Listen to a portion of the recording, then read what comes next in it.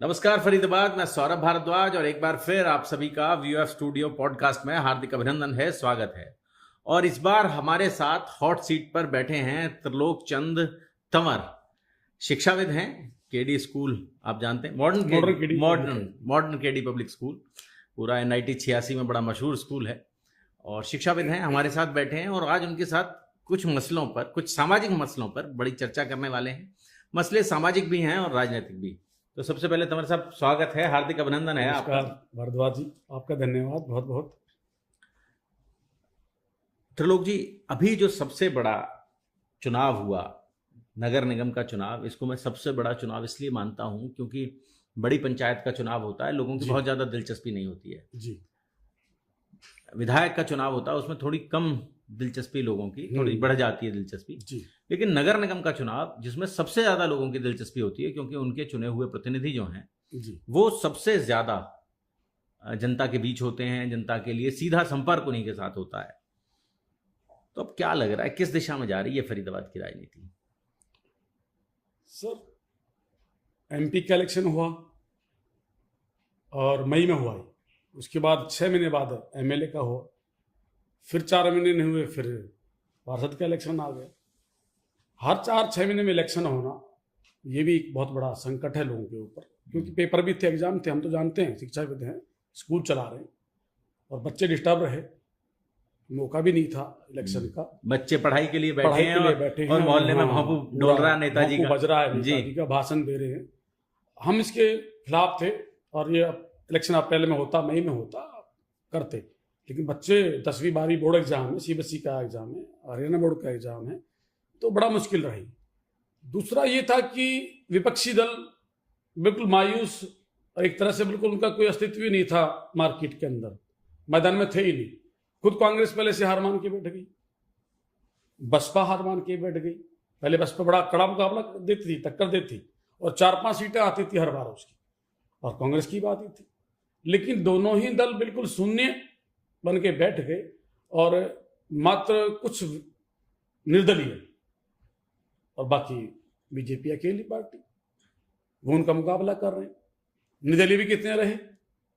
तो ये कारण रहा लोगों के दिमाग में कि कोई लड़ने को तैयार तो हो, पहलवान है कौन, लड़ाई किसके बीच में है? उन्हें दिख रहा है बीजेपी का जीतेगा, क्योंकि कोई है नहीं दूसरा। अब बीजेपी क्योंकि काम अच्छा कर रही है, उनका विधानसभा में बहुमत है, लोकसभा में बहुमत है। अब चाह रहे थे कि तीसरा इंजन या तीसरा पहिया ऑटो की तरह लग जाए, तो लोगों का ये भी था कि भाई हम जो ना विकास अगर चाहते हैं तो तीसरा पहिया भी लगा दो, तीसरा इंजन भी लगा दो, जिससे कि लोगों के विकास कार्य हो सके। लेकिन वोट डालने नहीं गए, बहुत कम परसेंटेज रही जो वोट डालने गए, और उसके बावजूद भी बीजेपी का बहुमत रहा पूरे फरीदाबाद में।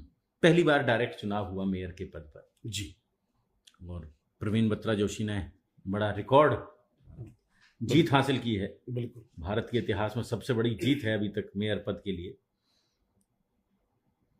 त्रिलोक जी, क्या लगता है आपको? आमतौर पर हम ये कहते हैं कि जो डेमोक्रेसी है ये कास्ट की, जातियों की पावर शेयरिंग है। उनका जो आप कह लें जिस जाति की जैसी हिस्सेदारी है, वैसी उस जाति को अपनी पावर चाहिए होती है, सत्ता में भागीदारी चाहिए होती है। और इसीलिए आमतौर पर पॉलिटिकल पार्टीज कभी कहती हैं कि हम इस कम्युनिटी का मेयर, वो उप मुख्यमंत्री बनाएंगे, इस कम्युनिटी का मुख्यमंत्री बनाएंगे। अभी फरीदाबाद में क्या लग रहा है? नगर निगम चुनाव हो गए हैं, मेयर बन गए हैं, अभी लगातार डिप्टी मेयर और सीनियर डिप्टी मेयर के लिए मारामारी मच रही है जी। देखिए, मेयर चुनी गई और मेयर को अकेले जनरल कास्ट ने वोट नहीं दिया, शेड्यूल कास्ट ने भी वोट दिया, सभी ने दिया उसको। ओबीसी ने भी दिया, ओबीसी ने, बीसी ने, एससी ने, सब लोगों ने दिया। मैं खुद गया वहां। वो तो क्लेम कर रहे हैं कि माइनॉरिटीज ने भी हमें दिया है। बिल्कुल बिल्कुल दिया, क्योंकि वहां दूसरा दिख ही नहीं रहा, दूसरा चेहरा दिख नहीं रहा, तीसरा वहां है ही नहीं। तो हम गए खुद, सीधा वो दबाया, हाँ जी ठीक है, महिला हैं, बत्रा भी हैं, जोशी भी हैं, महिला हैं, महिला, पंजाबी, ब्राह्मण, सब कई क्वालिटी है उनके अंदर, सब। तो उनको वोट दिया हमने भी और भारी बहुमत से जीती, और उसमें दलितों का बहुत बड़ा योगदान रहा। अब आता है इनकी हिस्सेदारी, हिस्सेदारी बनती है जनसंख्या के आधार पर। जब 25 वार्ड थे तो 3 चुन के आते थे इनके पार्षद, उसके बाद वार्ड 30 हुए तो इनके 4 हो गए, फिर वार्ड 35 हो गए फरीदाबाद के अंदर तो इनके 5 हो गए, फिर 40 हुए, अभी 45 वार्ड 46 हुए। हमने हाई कोर्ट में चंडीगढ़ 2 साल पहले जब ये चुनाव होना था वहां भी हमने याचिका लगाई थी, दीपकरण दलाल जी हमारे वकील थे, मैं खुद उसका था। तो हमने कहा कि भाई आज 45 वार्ड है तो दलित वार्ड कितने होने चाहिए, 7 होने चाहिए कम से कम। लेकिन फिर भी चलिए 5 या 6 जो भी हमारे आए जीत करके आए। तो पर इस बार कितने रहे हैं, इस बार कितने? 5 वार्ड रहे। 5 वार्ड रहे हैं जी, जबकि ज्यादा होने चाहिए थे, और वो खैर कोई बात नहीं। देखिए, हम एक भ्रम में था दलित कि भाई बीजेपी संविधान को छेड़छाड़ कर रही है, आरक्षण खत्म कर रही है। सबसे पहले तो बीजेपी को और इनके जितने भी और संघ के या जो भी इससे जुड़े हुए जो लोग हैं, जो दल है, उनको चाहिए कि इनका एक भ्रम दूर करें दलितों का। इतना बड़ा संख्या दलितों की देश के अंदर, अगर ये हट जाए तो ये तो अल्पसंख्यक रह जाएंगे सारे खुद ही। जबकि बीजेपी सब वो काम कर रही है। पूरे देश के अंदर 131 एमपी हैं जो चुन के आ रहे, वो तो नहीं छीने इन्होंने, जिसमें 84 दलित हैं और 47 एसटी हैं, शेड्यूल ट्राइब्स हैं, ओबीसी भी हैं, बीसी भी हैं। तो छीना कहां आरक्षण? हरियाणा के अंदर 17 एमएलए दलित हैं, तो आरक्षण कहां छीना? नगर निगम का आपका 5-6 जो भी चुन के आ रहे हैं वो आपको दे रहे हैं। फिर मारामारी कहां, क्यों नहीं समझ पा रहे लोग जो। तो ये लोग जो भ्रम करने वाली जो स्थिति है वो दूर करनी पड़ेगी। आज सारे 5 के 5 दलित जो है वो पार्षद हमारे जीत करके आए हैं फरीदाबाद के अंदर, और बीजेपी से जीत करके आए, तो लोगों ने वोट दिया। तो हमारा कहने का मतलब ये, देखिए मेयर साहिबा चुन के हमने वोट दिया, हमें कोई ऐतराज नहीं, हम सम्मान करते हैं, स्वागत है उनका। दूसरा, सीनियर डिप्टी मेयर बनाने जा रहे हैं, आप ओबीसी बनाइए, बीसी बनाइए, हमें कोई ऐतराज नहीं है, बनाइए, उनका भी स्वागत है। लेकिन आप दलितों की इस फरीदाबाद के अंदर अनदेखी नहीं कर सकते। जिसमें 5-6 हमारे चुन करके आए हैं, हम चाहते हैं कि डिप्टी मेयर का पद किसी पर्टिकुलर, कोई मेरा नाम नहीं है कोई भी ये कि मेरा पसंद का कोई आदमी है, लेकिन 5 में से कोई भी आप किसी को चुन लीजिए, तो डिप्टी मेयर का हमारा अधिकार बनता है फरीदाबाद के अंदर। जिसमें हमारे खुद ओबीसी से नायब सिंह सैनी जी मुख्यमंत्री जी हैं, उनसे हमारा अनुरोध है। एमपी हैं हमारे माननीय कृष्णपाल गुर्जर जी, अच्छे व्यक्ति हैं और बहुत भारी जीत तक कर आए हमेशा। अभी विपिल गोयल जी मंत्री बने हैं। तो हमारा तो उनसे निवेदन है कि भाई हमारी जो हिस्सेदारी है जनसंख्या के आधार पर, उसकी अनदेखी ना की जाए, और हमारे एक कम से कम डिप्टी मेयर जरूर बनाया जाए। पहले सूबेदार सुमन रहे शुरुआत में, मेयर बने फरीदाबाद में। अभी पीछे पहले मेयर ही सूबेदार सुमन थे, दलित को पहला मेयर बनने का, पहला मेयर बनाया था, इसलिए ये तो इस बात का। दूसरा, बार पपर्ची निकली, बार वहीं पहुंच जाती थी, वहीं पहुंचती। तो ये भाग्य के बली भी हैं, ऐसी कोई बात नहीं। राजेश्वरी जोर मार रही थी जी जी, मटका ही फोड़ दिया था सरदार जी ने, इन्हीं का निकला तो भी ठीक है जी। तो कहने का मतलब है, अभी पिछली बार सुमन बाला मेयर चुनेंगी।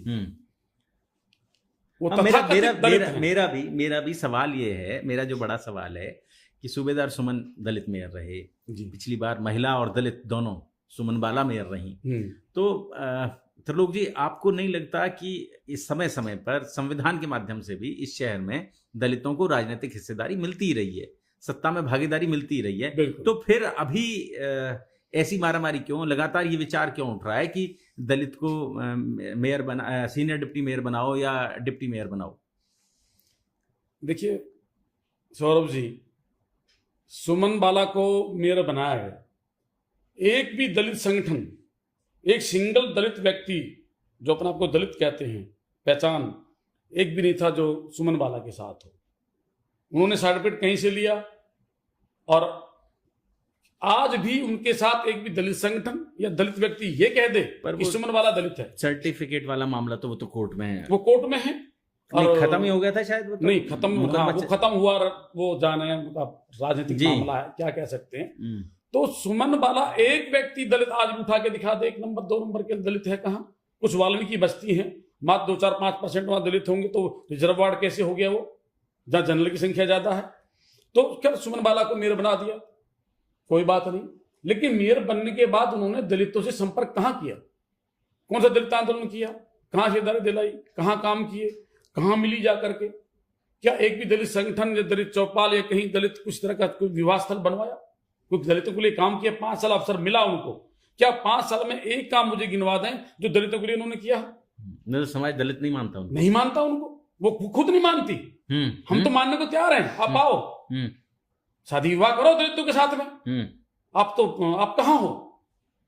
आप दलित अपने आप को खुद मानने को तैयार नहीं है, आज भी मानने को तैयार नहीं। वो तो स्वर्ण मानते हैं अपने आप को, तो तुम मानो स्वर्ण, लेकिन फिर भी उनका स्वागत है। अगर वो हमारे इस धारा में आना चाहती है, आइए। कि दलित तो 8 साल का समय तो था ही उनके पास, उनके पास जुड़ सकते थे, ठीक है। और दलित तो यहाँ का मूल निवासी है देश का, इन्होंने कभी धर्म परिवर्तन नहीं किया।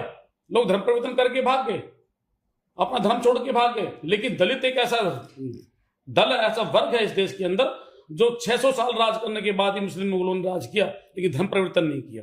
तो हम तो यहाँ के मूल निवासी हैं, हम हिंदू हैं, हम कैसे कहते हैं कि भाई तुम, लेकिन उसके बावजूद ही तुम हमको अगर हमारी हिस्सेदारी नहीं देते हो, अगर हमारी अनदेखी करते हो, ये ठीक नहीं हो। तो मेरा तो यही है कि भाई इस बार हम चाहते हैं कि हमारे जो दलित, असली दलित जो चुनकर के आए हैं, ठीक है, उनको आप डिप्टी मेयर का पद दें और उनका मान सम्मान बढ़ाएं, और हम हमेशा उनके साथ देंगे, सहयोग करेंगे, समाज को जोड़ेंगे। मैं तो ये काम कर रहा हूँ समाज का। मैं अखबार देख रहा था, साइट्स पर भी देख रहा था, 2 नाम चल रहे हैं। एक नाम चल रहा है अजय बैंसला जी का नाम चल रहा है, पार्षद हैं, 4थी बार शायद पार्षद बने हैं जी। एक मुकेश अग्रवाल जी का नाम चल रहा है कि डिप्टी मेयर मुकेश अग्रवाल जी को बना देते हैं और senior deputy mayor Ajay Bainsla ji को बना देते हैं। कई अखबारों की कतरने में देख रहा था, तो उस तरह की लॉबिंग हो रही है, उस तरह के नाम चल रहे हैं। तो आपको क्या लगता है कि क्यों मतलब क्लेम बनता है, दलित का क्लेम जो बन रहा है, जो आप बार बार कह रहे हैं, क्यों आपको लगता है? देखिए, जनरल से तो बहन जी आएगी चुन करके, जोशी जी आ गई हैं, और ओबीसी बीसी वर्ग का भी हक बनता है, और बैंसला जी उसी में आते, तो आप बनाइए, उनका स्वागत है। लेकिन जब तीसरी सीट आपके पास है और हमारे पास काबिल आदमी, क्या काबिलियत नहीं है? दलितों में क्या काबिल चुन के नहीं आए, वो जीत करके नहीं आए, वो पढ़े लिखे नहीं है। हम चाहते हैं किसी भी पढ़े लिखे काबिल व्यक्ति को, उनमें से जो भी छांट करके जो काबिलियत इसके पास है, आप उसे डिप्टी मेयर बनाइए। अगर फरीदाबाद में सही संदेश देना है और पूरे देश में ये देना है कि हम दलितों को अपने साथ जोड़ना चाहते हैं, हम उनका कोई हक नहीं मारना चाहते, तो उनको चाहिए बिल्कुल कि दलित डिप्टी मेयर चुना जाए। फरीदाबाद ये मांग बड़ी तेजी से उभर रही है, पीछे भी मैं देख रहा था, और लगातार जो बात कर रहे हैं बीजेपी के जो सूत्र हैं, बीजेपी के जो, वहाँ भी कहीं ना कहीं ये सुगबुगाहट है कि भारतीय जनता पार्टी दलित वर्ग को अपने साथ जोड़ने के लिए दलित वर्ग को भी एक प्रॉपर प्रतिनिधित्व दे सकती है, सत्ता में हिस्सेदारी दे सकती है, उस तरह का मान सम्मान दे सकती है जैसा वो ओबीसी को दे रही है फिलहाल, और जैसा वो भविष्य में हरियाणा की राजनीति में एक बड़ा सकारात्मक बदलाव लाने की कोशिश कर रही है। तो लोग जी, आप आए स्टूडियो, बहुत अच्छा लगा हमें। समय समय पर आते रहें जी, शिक्षा पर भी कुछ बातचीत करें, हम लोग चर्चा करें बिल्कुल, और भविष्य में भी इस विचार को जारी रखेंगे। बहुत बहुत धन्यवाद। धन्यवाद सर, ये आपका भी बहुत बहुत थैंक यू। जोड़ेंगे फरीदाबाद आपको ऐसी ही और महत्वपूर्ण राजनीतिक चर्चाओं के साथ। बहुत बहुत शुक्रिया।